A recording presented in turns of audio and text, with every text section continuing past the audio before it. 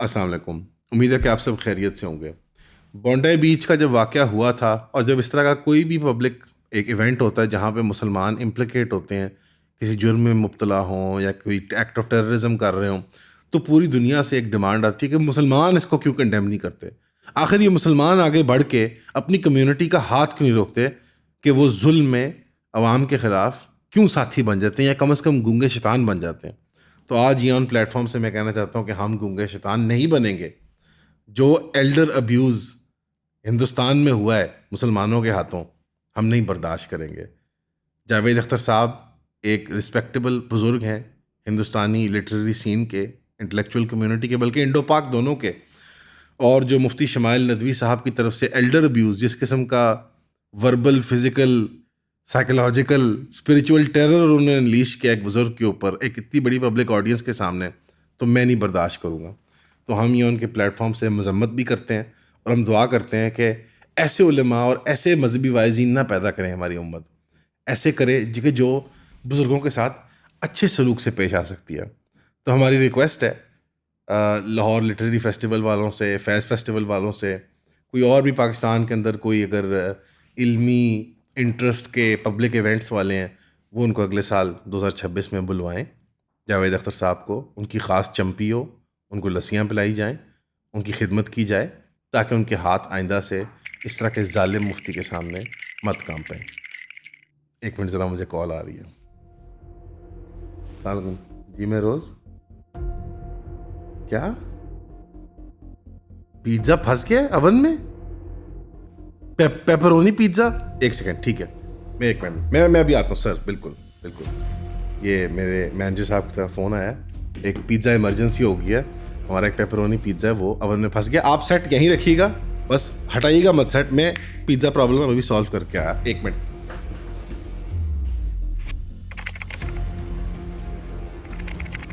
السلام علیکم. میں معذرت چاہتا ہوں. تھینک یو سو مچ، آپ لوگوں نے صبر کیا. ایک پیزا ایمرجنسی ہو گئی تھی. کلائنٹ نے پیپرونی پیزا منگوایا ہوا تھا، لیکن اوون جو ہے وہ بیک اپ ہو گئے تھے ہمارے، تو گھنٹے کی بات تھی، ہم نے سالو کر دیا. تو اسی طرح ڈیلیجنٹلی ہماری اس پیزا فرم پہ، یا آپ کہہ لیں فاسٹ فوڈ چین کے اندر، ہم بہت جلدی جو ہے ڈائریکٹ آرڈر پہ بڑے سنجیدہ مسائل جیسے کہ پیزا جب پھنس جاتا ہے اوون کے اندر، ہم ان کو کیسے حل کر سکتے ہیں آپ دیکھ لیں. معذرت چاہتا ہوں، میں نے کہا تھوڑا ذرا لائٹ ماحول کے اندر جو پچھلے ہفتے کی گزری ہوئی یا اس ویکینڈ کی گزری ہوئی جو ہاٹ میم خبریں ٹائپ تھیں، فنی واقعات، آپ نے یقیناً سمجھ گئے ہوں گے سمجھنے والے میں کہ کیا اشارے کر رہا ہوں، کیا بات کر رہا ہوں. کیونکہ جو آج کی ایکچوئل خبریں ہیں وہ کافی سنجیدہ ہیں اور ان کی امپلیکیشنز بھی بہت سیریس ہیں پاکستانی عوام کے لیے.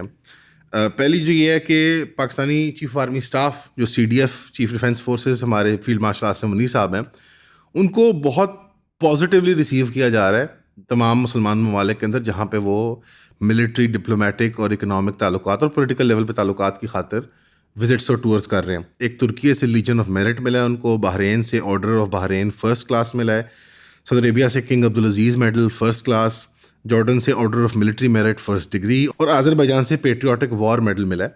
تو یہ سارے میڈلز اور ساری جو انتخاب مل رہے ہیں اور آنرز مل رہے ہیں، یہ بیسکلی ان کی لینگویج اور فریمنگ کچھ اور ہو سکتی ہے، لیکن لب لباب ان کا یہ ہے کہ جو مئی میں ہماری پاک فضائیہ، پاک فوج، پاک نیوی کی جو پرفارمنس تھی ہندوستان کے خلاف، اس کو انٹرنیشنلی خاص طور پہ مسلم ورلڈ کے اندر ریکگنائز کیا جا رہا ہے. ایک گلوبل اسٹریٹجی کے اعتبار سے دیکھا جائے تو ہماری الیجنسز اور ہماری تھوڑی بہت اسٹریٹجک پوزیشننگ تو چینج ہوئی ہے، لیکن دوبارہ اس طرح 71 کے بعد ہماری ایک جو آپ کہہ لیں ایگزسٹنس ٹوٹلی ڈیمیج ہو چکی ہوئی تھی، ہمارا ریزن فار ایگزسٹنس چیلنج ہو چکا ہوا تھا، ہم اکنامکلی پولیٹیکلی بہت ویک فٹ کے اوپر کھڑے ہوئے تھے، اور دوبارہ ایک اہمیت ہماری مغربی دنیا میں بنی تھی اور سبسیکوئنٹلی مغربی الائڈ مسلمان دنیا کے اندر سوویٹ تھریٹ کو کمبیٹ کرنے کے لیے. اس طرح سے دوبارہ ہماری کچھ جغرافیائی اہمیت یا امپورٹنس جو ہے وہ فور فرنٹ کے اوپر ہائی لائٹ ہوئی ہے، اور اس کے اندر ہماری نہ صرف جو بائی ایکسیڈنٹ جغرافیائی اہمیت ہے، اس کے اندر ہماری ایکچوئل کیپیبلٹی اور صلاحیت ٹو ڈیلیور یعنی ملیٹرلی وہ بھی ثابت ہو گئی ہے اب ہندوستان کے خلاف اور یورپی اکوپمنٹ کے خلاف، ہماری چائنیز اور مکس آف چائنیز ڈومیسٹک اور امریکن اکوپمنٹ کے ساتھ اور ہماری ایکسپرٹیز کے ساتھ. تو وہ اب اہمیت ہر پاسے جو ہر طرف وہ ریکگنائز کی جا رہی ہے. اس کے ڈرا بیکس بھی ہیں بہت زیادہ اور اس کے بہت زیادہ فوائد بھی ہیں. فوائد تو آبویس ہیں کہ آپ کے زیادہ سے زیادہ ملک میں سفارتی تعلقات بنتے ہیں, آپ پاکستان فرینڈلی فارن پالیسی پرسو کر پاتے ہیں, کسی ملک کو ویپنز بیچ سکتے ہیں, کسی ملک کو ڈیفنس کانٹریکٹس بیچ سکتے ہیں, کسی ملک کے ساتھ ہمارے ٹریڈ ریلیشن شپ بہتر ہو جائیں گے, ہماری آمد و رفت عام عوام کی وغیرہ وغیرہ. اس کا نقصان یہ ہوتا ہے کہ ہماری جب ڈیپ اسٹیٹ کو بہت پازیٹیو ریسیپشن ملتی ہے گلوبلی, تو ڈومیسٹک ان کی پالیسی زیادہ ڈریکونین اور سخت ہوتی جاتی ہیں. اور ظاہری بات ہے ابھی ہم آلریڈی ایک ڈکلیئرڈ کوٹ ان کوٹ ہارڈ اسٹیٹ ہے 9 مئی کے واقعات کے بعد سے, اور جو پی ٹی آئی فنامنون جس کے خلاف کریک ڈاؤن کر رہی ہے ہماری اسٹیٹ, اس فنامنون کے بعد سے تو وہ ہارڈ اسٹیٹ والے جو اسپیکٹس ہیں, جو سارٹ آف ڈیفائننگ فیچرز ہیں, ان کو چیلنج کرنا کسی بڑے انٹرنیشنل پلیٹ فارم پہ ناممکن ہو جاتا ہے. بکاز عام طور پہ کیونکہ جو گلوبل اسٹیبلش لبرل آرڈر ہے, جب domestically democratic values, democratic institutions collapse کرتے ہیں, تو اس ملک کی عوام یا سول سوسائٹی موومنٹس یا پولیٹیکل اپوزیشنز گلوبل یا انٹرنیشنل پیمانے پہ لبرل انسٹیٹیوشنز میں جا کے پناہ حاصل کرتے ہیں, وہاں جا کے کچھ ان سے کیپٹل یا ٹولز حاصل کرتے ہیں جس کے ذریعے وہ لوکل اپنی اسٹیبلش آرڈر کو چیلنج کر سکیں. یہ میڈیا سپورٹ کی شکل میں ہوتا ہے, لابینگ ایفرٹس کی شکل میں ہوتا ہے, تھنک ٹینکس کی شکل میں ہوتا ہے, وغیرہ وغیرہ. لیکن اور پھر انٹرنیشنل جو واچ ڈاگز ہوتے ہیں, مانیٹرز ہوتے ہیں, ان کے ذریعے بھی یہ ہتھ کنڈے استعمال کی جاتے ہیں کہ یار آپ کی جو لوکل ڈیموکریٹک ایٹیٹیوڈز ہیں وہ ڈمینش کر رہے ہیں.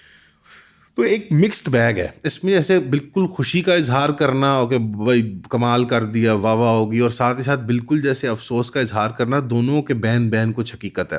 ایک طرف جہاں میں ایک مثال کے طور پہ دے کے آپ کو بتاتا ہوں کہ سوڈان کے کانفلکٹ کو لے کے پاکستان نہ صرف ایک پولیٹیکل پوسچرنگ کے اسٹینڈ پوائنٹ سے اپنے حق میں بہتر کر رہا تھا کہ وہ وہاں سعودی عربیہ اور ترکی کے ساتھ الائن کر کے آر ایس ایف کے خلاف ایک کم از کم سمبولک لیول پہ کارروائی میں شامل تھا, بٹ بلکہ اس سے بڑھ کے پاکستان صرف پریکٹیکل لیول پہ نہیں, Pakistan on the right side of history جیسے کہتے ہیں کہ ایک مورل پرنسپل کنسسٹنسی کی خاطر, یعنی کہ جو پاکستان کے ڈکلیئرڈ گولز ہیں مسلمانوں کی ایک ایکسپیریمنٹل لیب ہونے کے طور پہ, ایک 2 اسٹیٹ 2 نیشن تھیوری کی بنیادوں پہ, اسلام کا گہوارہ ہونے کے طور پہ, مدینہ ثانی, یہ بھی چیف نے ابھی ریسنٹلی اپنی تقریر میں کہا تھا کہ یہ مدینہ ثانی کی طرح ہے. تو ان آئیڈیلس کو جیسے پرنسپلی کنسسٹنٹ رکھنا فارن پالیسی کے ساتھ, یہ بھی بہت بڑا ایک ہارڈ ٹاسک ہوتا ہے. یہ سوویت یونین کے زمانے میں کافی اچیویبل تھا, بیکاز ایک طرف پوری آپ کو نظر آتا تھا کہ پاکستان کے جو کنونشنل الائز تھے اور مغربی دنیا تھی, اور ایک طرف پاکستان کے کنونشنل اپوننٹس اور مشرقی دنیا تھی, تو اس کے اندر الائنمنٹ کی آسان ہو جاتی ہے. لیکن اسی طرح آپ دیکھتے ہیں کہ جب چیف صاحب لیبیا کو وزٹ کرتے ہیں, اور ٹیکنیکلی وہ لیبیا کی اسٹیٹ سے نہیں ملتے, وہ لیبیا کے ایک فیکشن سے ملتے ہیں جو ایک ملٹری فیکشن ہے جس نے ایک حصے کے اوپر قبضہ کیا ہوا ہے لیبیا کے, وہ کوئی ریپرزینٹیو حکومت نہیں ہے لیبیا کی. تو وہ ملاقات سارٹ آف کانٹرڈکٹری بھی ہوتی ہے, یا آپ اس بیلنسنگ ایکٹ کے طور پہ کہیں کہ وہ جو کہ آر ایس ایف کے ساتھی ہیں, یو اے کی ساتھی ہیں سوڈان کے اندر, اور یو اے کے سارٹ آف ریجنل انٹرسٹ کو ریپرزینٹ کرتے ہیں, تو وہ ان کے ساتھ ملاقات جو ہے, اب یہ بیلنسنگ ایکٹ کے طور پہ آپ دیکھ لیں, یا آپ اس کو ایک پالیسی کانٹرڈکشن کے طور پہ دیکھ لیں, یہ لانگ ٹرم میں پتہ لگے گا جب پاکستان آگے آنے والے دنوں میں اسٹیپس لے گا. کیونکہ پاکستان کے پرنسپل الائز مڈل ایسٹ کے اندر سعودی عربیہ اور ترکی بنتے ہیں. یو اے کے ساتھ ہمارا بڑا کنٹینشیس سا ریلیشن شپ ہے, تو it remains to be seen کہ ہم سوڈان پہ کہاں کھڑے ہوتے ہیں اور ہم لیبیا کے معاملے میں کہاں کھڑے ہوتے ہیں, especially in the light of کہ پاکستان کے سعودی عربیہ کے ساتھ بڑے سنجیدہ میوچول ڈیفینس پیکٹس ہیں. اوبویسلی ان کو ہم نے ابھی ان ایکشن نہیں دیکھا افغانستان کے ساتھ جو جھڑپ چل رہی ہے ہماری اس کے اندر, لیکن وہ زیادہ I think conventional military context کے اندر, کیونکہ اب چیف صاحب کافی کانفیڈنٹلی یہ بات کرتے ہیں کہ ہم محافظ حرمین شریفین ہیں. تو یہ بات اوبویسلی بالکل بھی کسی ڈپلومیٹک کمیونیکیشن کے بغیر اتنے کانفیڈنٹلی کلیم نہیں کی جا سکتی. تو یہ کافی کانفیڈنٹ ہو گیا کہ دوبارہ جو 80s اور 90s کے اندر ہمارے پاس ایک اسٹیٹس تھا ضیاء صاحب کے دور کے اندر, وہ ہم نے اچیو کر لیا, at least with the Saudis and maybe with the Americans. اس باری it's not just with regards the Soviets یا افغانستان بھی ایک سبجیکٹ ہے on the table of discussion, but Hindustan کے معاملے کو لے کے بھی, کیونکہ آبویسلی ہندوستان جو ہے وہ کنٹینمنٹ آف چائنا کی پالیسی کے اعتبار سے امریکہ کے لیے ایک وائٹل ایلائی ہے, اور وہ اس وقت اٹ از ناٹ پلینگ بال, یا وہ کوآپریٹیو نہیں ہے شاید امریکہ کے ساتھ اس پیمانے پہ جس سے امریکہ سیٹسفائی ہو.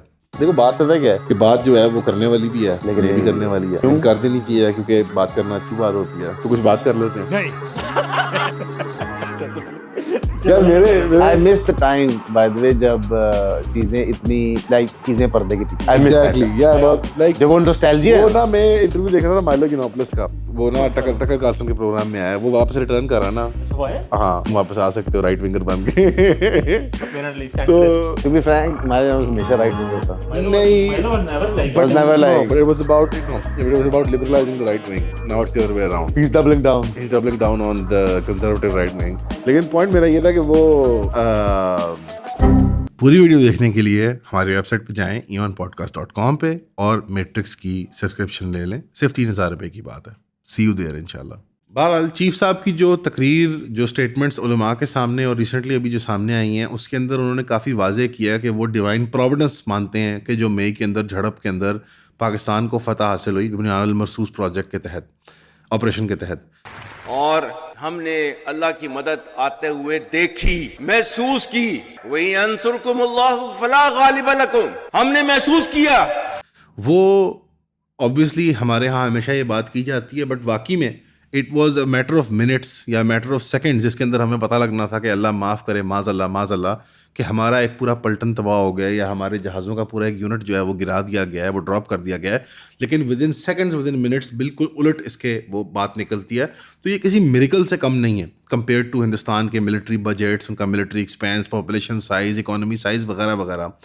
تو واقعتاً اگر چیف صاحب یہ بات نہ بھی کرتے تو میرے خیال میں کافی حد تک ازیومڈ تھا کہ it was nothing short of a miracle کہ جو ہم نے جس طرح کی ٹوٹلائزنگ ڈیفیٹ ہندوستان کو دی مئی کے اندر. لیکن اس وین کے اندر بات کرتے ہوئے اوبیسلی وہ ایک ریلیجس ریٹرک کا استعمال کر رہے تھے کہ پاکستان کی ایک ایکسیپشنل, اس کی باؤنڈریز اور اس کی آئیڈینٹی کی ایک ایکسیپشنل وقت ہے اللہ کے حضور, جو پاکستانی ایکسیپشنلزم جو کہتے ہیں. دنیا میں اکثر ملکوں کے ہاں کوئی نہ کوئی کریشن مائتھولوجی ہوتی ہے, اس کو اس ملک کی ایکسیپشنلزم مانا جاتا ہے. لیکن پاکستانی ایکسیپشنلزم کے اندر ایک آئیڈیا یہ ہے کہ پاکستان کا مطلب کیا, لا الہ الا اللہ, کہ ساؤتھ ایشیا یعنی سب کانٹیننٹ کے خطے کے اندر جو دو قومیں بستی ہیں یعنی ہندو اور مسلمان, ان میں ڈسٹنگوشمنٹ کر کے قائد اعظم نے اللہ کے حکم سے یہ ایک خطہ زمین کا جو ہے وہ کاٹا اور اس کو بنا کے ایک وہ مسلمانوں کی ایک مسلم لیبارٹری بنا دیا, ایک مسلم نیشن اسٹیٹ بنا دی کہ جہاں پہ وہ ایکسپیریمنٹس کریں. اور مدینہ ثانی کو سارٹ آف جو ایک پہلے جو ایک کیلیفل مدینہ تھا رسول اللہ کی قیادت میں اور اس کے بعد کیلیفیٹ کی قیادت کے اندر, اس کو دوبارہ ریپلیکیٹ کیا جائے. اور انہوں نے یہ کلیم, کافی کنونشنل کلیم جو کبھی آپ کو ڈاکٹر سرار احمد صاحب کے منہ سے سننے کو ملتے ہیں, مختلف علماء اور وائزین کے منہ سے سننے کو ملتے تھے, آج وہ ایک چیف نے بھی آ کے ریپیٹ کر دیا کہ دیکھو کیا وجہ ہے کہ پوری مسلم دنیا کے اندر تمام ممالک جو بنے 50, 60, 70 ان میں سے کسی میں سے کلمے کی بنیاد پہ یا پیورلی اسلام کی بنیاد پر نہیں بنایا گیا. اور انہوں نے ایک مزید بات ایڈ کی کہ یہ بھی ایک ڈیوائن پروویڈنس کا حصہ تھا کہ جیسے مدینہ ایک ہجرت کے عمل سے بنا تھا پہلا مدینہ, تو اس طرح پاکستان بھی ایک پرائمرلی ہجرت کے عمل سے بنا تھا. تو انہوں نے وہ ہماری ہجرت کے پورے پروسیس کو اور وہ جو 1947 کے میسیکرز ہیں اس ساری بات کو ایک طرف لپیٹ کے انہوں نے کہا کہ یار یہ ایک اشارہ ہے, نشانی ہے, ایک ایویڈنس ہے اللہ کی کہ وہ ہمارے اس نظام کو ایک سارٹ آف پاکستانی اسٹیٹ کی کوئی ایکسیپشنل ویلیو اللہ کے حضور. یہ بات پاکستان کی پولیٹیکل پارٹیز کی طرف سے, مذہبی طبقات کی طرف سے کافی ریپیٹ کی جاتی ہے, ہمارے نصاب کے اندر, ہماری لٹریچر کے اندر, ہماری پولیٹیکل پوسچرنگ کے اندر, ہماری میڈیا انٹرٹینمنٹ کے اندر, ہمارے پورے اسفیئرز آف لائف کے اندر یہ بات ایک پیش کی جاتی ہے. ناقد بھی بہت سے ہیں اس کے, انٹلیکچوئلز, بہت سے تاریخ کے ایکسپرٹس, بہت سے پولیٹیشینس, بہت سی پولیٹیکل موومنٹس اس بات کا نقد کرتی ہیں کہ نہیں یار یہ ایسی کوئی بات نہیں ہے. خاص طور پہ پاکستان کے اندر جو لسانی تحریکیں ہیں, چاہے وہ پشتون ہوں چاہے بلوچ ہوں, وہ اس بات سے بالکل انکاری ہیں اور وہ سمجھتے ہیں کہ بس ایتھنک اسٹرگلز ہیں لوکل, اور یہ تو بس پنجابیوں کا یا کچھ قومیتوں کا کھیل تھا یا پاکستان وغیرہ وغیرہ. لیکن یہ دونوں competing interest not with standing میرے خیال میں حقیقت کچھ اس کے بین ہے. کیونکہ جب آپ بات کرتے ہیں مدینہ کی, چاہے وہ پی ٹی آئی کی طرف سے عمران خان صاحب کریں, چاہے وہ آج کے دن میں چیف صاحب کریں یا کوئی اور سیاسی حکام ہمارے ہسٹوریکلی کریں, تو وہ جو basic concept of human dignity, freedom, justice, لوگوں کی رائے کا سنے جانا, لوگوں کی ایبلٹی ٹو الیکٹ شورا, لوگوں کی ability to be represented, access to justice, access to penal retribution, وہ ساری چیزیں جیسے وے سائڈ میں چلی جاتی ہیں. بٹ ایک ایبسٹریکٹ آئیڈیا کہ چونکہ اب یہ ایسے بن گیا ہے تو اس کے کسی ادارے پہ, اس کے کسی انسٹیٹیوشن پہ سوال اٹھانا جو ہے وہ ایسی ہے جیسے کہ آپ اسلام کی بنیادوں کو اٹ سیلف چیلنج کر رہے ہو. اور پاکستان کی ریاست اور اسلام دونوں جو گریٹسٹ گڈز ہیں وہ دونوں برابری پہ آ جاتے ہیں، بلکہ ون ان دا سیم بن جاتے ہیں. تو یہ بڑا ایک ڈینجرس ریٹرک ہوتا ہے. عام طور پہ ہسٹری میں اس میں ضیاء الحق پہ تنقید ہوئی ہوئی ہے، بٹ جنرل پرویز مشرف بھی اس سے کوئی بالا تر نہیں تھے، وہ بھی اسی قسم کا ریٹرک بولتے تھے. اس کی ماسکنگ تھوڑی سوشلی لبرل تھی، بٹ پاکستانی ایکسیپشنلزم اس کے اندر بھی کوٹ کوٹ کے بھرا ہوا تھا. پاکستان فرسٹ کی ڈاکٹرن کے تحت وہ چلو نہ کسی ایبسٹریکٹ نیشنلزم کے نام پہ تھا، یہ کسی مذہبی نیشنلزم کی بنیاد پہ. وہ جغرافیائی تھا، یہ کچھ مذہبی ہے، لیکن اس کے اندر بھی مذہبی ٹچ ہوا کرتا تھا. بنیادی طور پہ یہ ریٹرک ون لائن تھرو اگر آپ دیکھیں 47 سے لے کے آج تک تو یہ کنسسٹنٹ ہے، اس میں کوئی انکنسسٹنسی نہیں ہے. اس کی میسیجنگ میں پیکیجنگ میں چینجز آئے ہیں، تو اس میسیجنگ کا ہم پھر بھی احترام کرتے ہیں بطور پاکستانی، اور ظاہری بات ہے ہم ایک امید رکھتے ہیں اللہ کے حضور کہ یار واقعتاً یہ ملک بڑی جتن سے، اور اللہ کے ہاں خون کی ویلیو ہوتی ہے، لاکھوں لوگوں کا خون بہا کے ان کی عزت مال لٹا کے ہندوستان کے ہاتھوں، اور وہ یہاں پہ لوگ آئے تو اللہ اس کی ویلیو رکھتا ہے اور اس کی وقت ہوتی ہے، اور اللہ پھر اس کو کسی طرح سفلتا کی طرف لے کے جاتا ہے اس معاملے کو، چاہے وہ بے شک بھٹک چکا اپنی راہ سے پاکستان. لیکن اس کو ایک بلجن کے طور پہ استعمال کیا جاتا ہے لوگوں کو براؤ بیٹ کرنے کے لیے، کہ اب آپ نے سوال نہیں پوچھنا حکومت سے، اب آپ نے کسی سرکاری محکمے سے سوال نہیں پوچھنا، اب آپ نے کسی ادارے سے سوال نہیں پوچھنا، کیونکہ یہ افواج جو ہیں وہ مدینہ کی افواج ہیں، اور چونکہ یہ مدینہ کی ریاست ہے تو ان سے سوال نہیں پوچھا جا سکتا. بلکہ مدینہ کی ریاست اس کے بالکل برعکس ہے، اس میں ہر کسی سے سوال پوچھا جا سکتا ہے. مدینہ کی ریاست کی جس کی مثال دی جاتی ہے، اس کے اندر ملٹری اداروں سے لوگوں کو معطل کیا جا سکتا ہے، اس کے اندر سے انڈیویجولز جو عدالتی پروسیس میں شامل ہوں یا گورنمنٹل پروسیس میں شامل ہوں ان کے خلاف کارروائی کی جا سکتی ہے قانونی. تو وہ کلیم بہت لافٹی ہے اور یہ ہمیشہ کیا جاتا ہے ہماری اسٹیٹ کی طرف سے، بٹ ڈیلیوری جو ہے وہ actual domestic day to day affairs کے اندر وہ نہیں ریفلیکٹ ہوتی.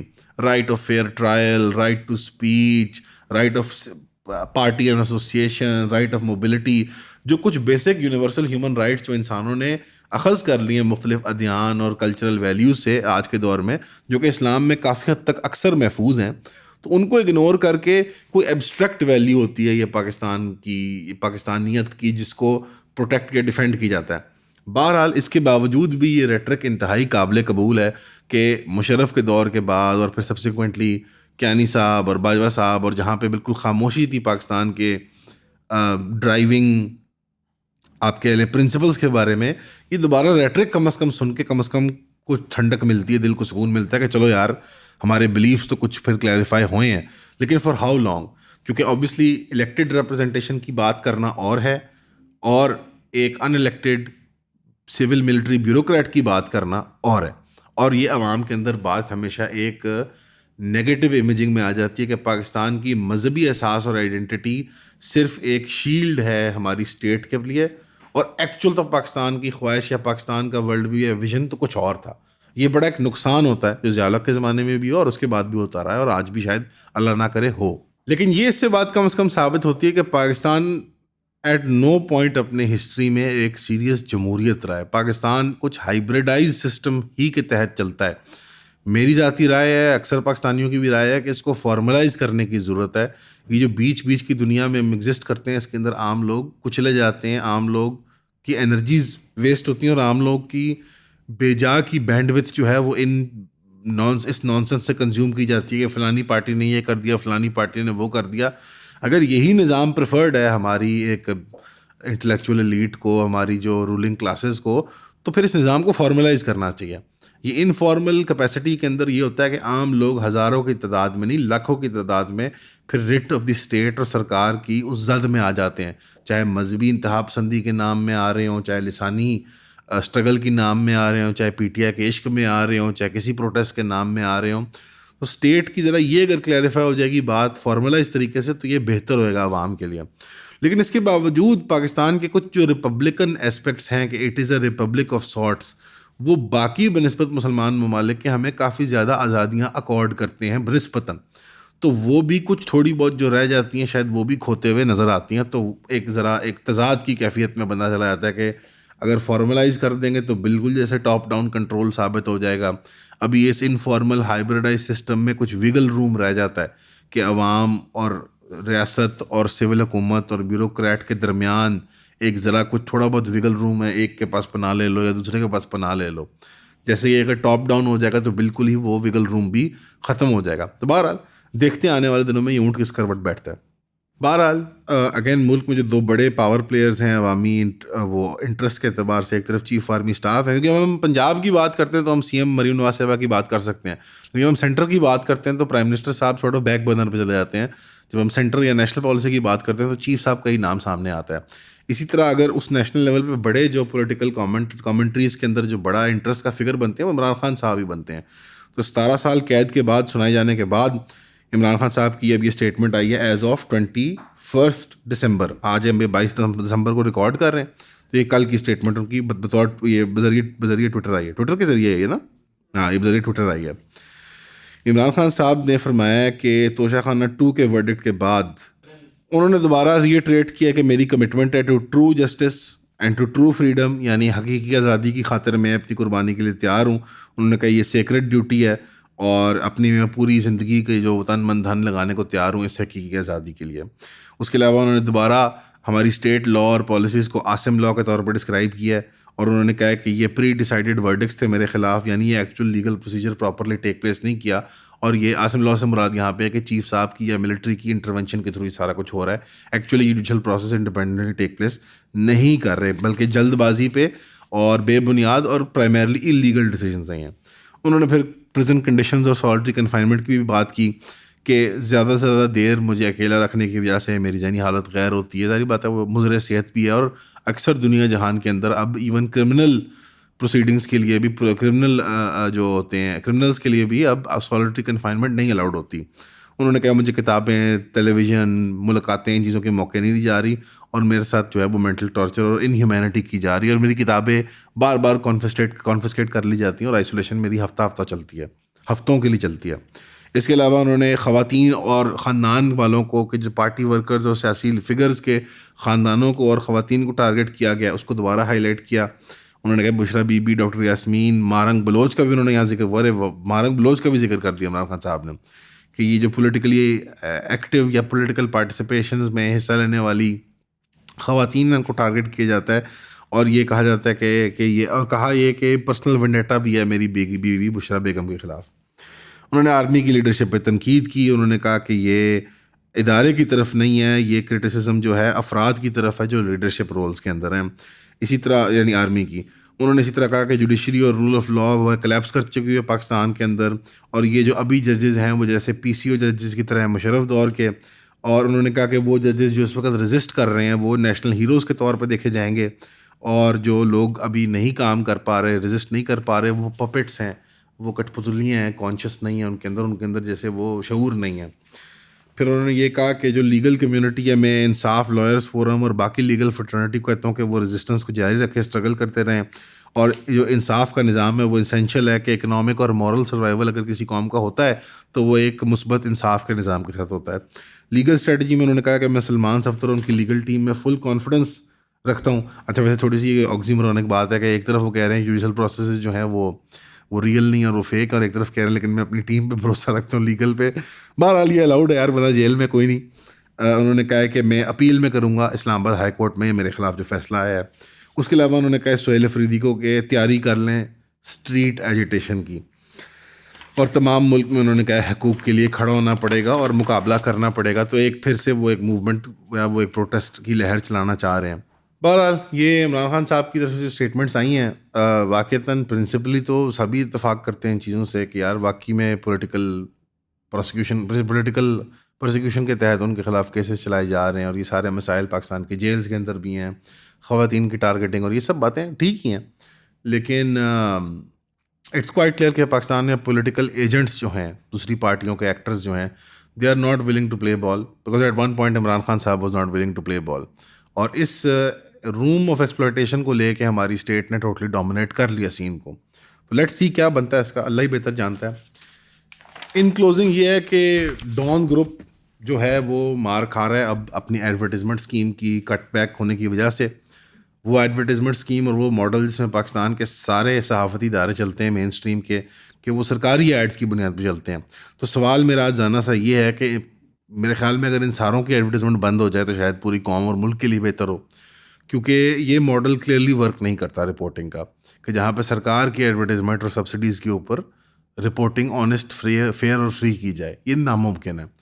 تو اس کے لیے آپ اگر آپ چاہتے ہیں کہ رپورٹنگ آنیسٹ ہو، فیئر ہو، فری ہو، تو 3,000 روپے ہیں ہمیں سرکار کے ایڈ کو نہیں ملتے، تو ہمیں سپورٹ کریں.